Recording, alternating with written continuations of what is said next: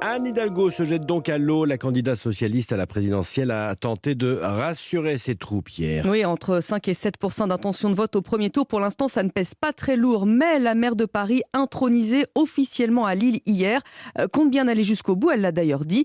Santé mentale, écologie, égalité salariale, voilà les principaux thèmes de sa campagne.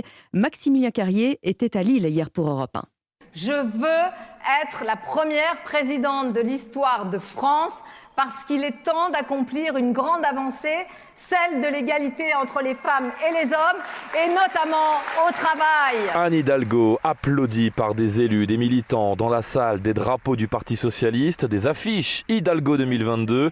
Louis ressort du meeting convaincu par les propositions de la candidate PS. Moi je suis très touché par le fait qu'il faut supprimer Parcoursup, qui est une réforme injuste, et surtout l'ISF climatique, c'est une vraie mesure de justice. Et aujourd'hui demain, il faut financer la transition écologique, et c'est avec l'ISF qu'en partie on la financera. Et donc c'est ce genre de choses qui m'ont marqué. Il y a également l'abaissement du droit de vote à 16 ans, la généralisation de l'encadrement des loyers dans les zones tendues.